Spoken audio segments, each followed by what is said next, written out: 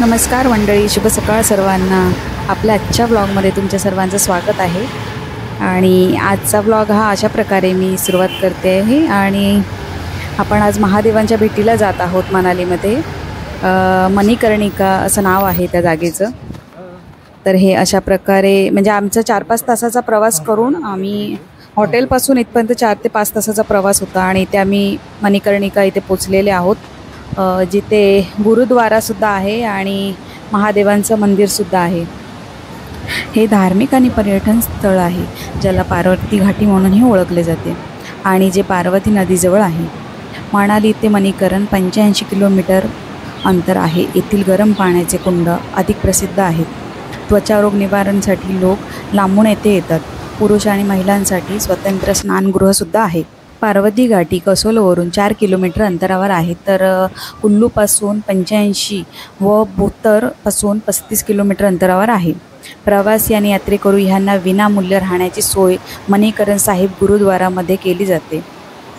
इथे तुम्हाला गुरुद्वारामध्ये निस्वार्थ सेवा व आदरातीर्थ मिळेल। शीख धर्माचे संस्थापक गुरु नानक देव यांच्याशी संबंधित आहे। असे मानले जाते की 16व्या शतकाच्या सुरुवातीस हिमालयाच्या येथे त्यांनी भेट दिली होती। प्राचीन कथेनुसार एकदा महादेव माता पार्वतीसहित भ्रमण करता करता या दिव्य सुंदर स्थानावर आले। इकडचे अलौकिक सुंदरतेमुळे महादेव आणि माता पार्वती यांनी 11,000 वर्ष निवास केला आणि तपस्यामध्ये लीन राहिले। एकदा जलक्रीडा करताना माता पार्वती यांच्या कानातल्या आभूषणातला एक मोती पाण्यात पडला आणि पाताळ लोकात गेला।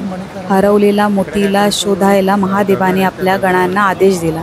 खूप शोधल्यानंतर सुद्धा जेव्हा मणी नाही भेटला, तेव्हा महादेव क्रोधित झाले आणि त्यांनी तिसरा नेत्र उघडले। सगळी सृष्टी थरथरायला लागली, देवता भयभीत झाले। महादेवांच्या तिसऱ्या नेत्रामुळे माता नैना भगवती प्रकट झाली आणि माता नैना भगवती पाताळ लोकात गेली आणि शेषनागाला कानातल्या मणीबद्दल सांगितले। शेषनागाने जोरात फुटकारा सोडला, ज्यामुळे या स्थानावर गरम पाण्याच्या धारा सुरू झाल्या। गरम पाण्याच्या धारासोबत माता पार्वतींच्या कानातल्या आभूषणाचा मणी आणि इतर आणखीनसुद्धा मणी बाहेर पडले। माता पार्वतींनी आपल्या कानातला मणी घेतला आणि अन्य मण्यांना श्राप दिला दगड होण्याचा। महादेवांचा राग शांत झाला, म्हणूनच या जागेचे नाव मणिकर्णिका असे पडले। माता पार्वती आणि महादेव तपस्थल झाल्यामुळे ह्या क्षेत्राला अर्धनारी क्षेत्र म्हटले जाते। महादेवांच्या अज्ञात शक्तीमुळे भूमिगत गरम पाण्याचे स्रोत जागोजागी दिसतात।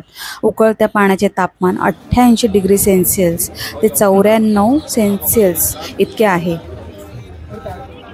इथून खाली आम्ही महादेवांचं दर्शन करून आम्ही खाली गुरुद्वारामध्ये चाललो आहोत। गुरुद्वारामध्ये आम्ही दर्शन घेतलं, पाया वगैरे पडलो आणि पाया पडून आम्ही लंगरला जेवायला गेलो। लंगरमध्ये छान साधं जेवण होतं आणि तिथे आपली ताटं आपणच उचलायची असतात आणि अशा प्रकारची बैठक होती। अशा प्रकारे जेवायचं आणि पूर्णपणे केस कव्हर करायचे असतात तिकडे। तर आमचं जेवण झाल्यावर आम्ही इथे निघालो आहोत।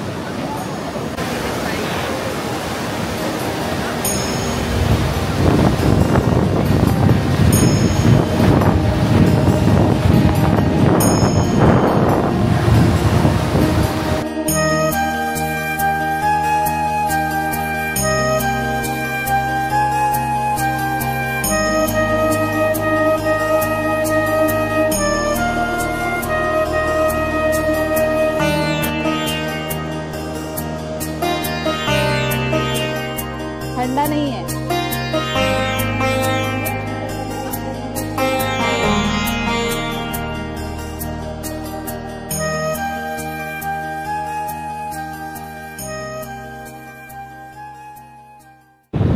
मणिकर्णिका इथून आम्ही आता निघालेले आहोत आणि पुढे आम्हाला आता एक मंदिर करायचं आहे आणि पॅराग्लायडिंग सुद्धा करायचे आहे जर टाइम पुरला तर आम्ही एका मंदिरामध्ये आता निघतोय। इथे आमची गाडी येते आहे आम्हाला पिकअप करण्यासाठी।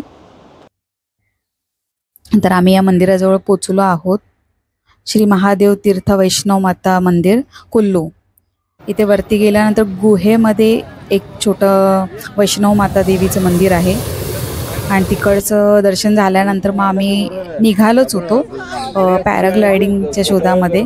तेव्हा आम्हाला एअर बलून दिसला आणि एअर बलूनच्या प्राईस रेट खूप हाय होत्या. एका माणसासाठी मे बी 1500 रुपये होता आणि ते उडणारंसुद्धा नव्हतं. ते फक्त जमिनीपासून कदाचित 3-4 माळ्याच्या हाईटला वरती नेऊन ते फक्त स्टेबल ठेवणार होते. त्यामुळे मग आम्ही कोणीच ते न करण्याचा निर्णय घेतला.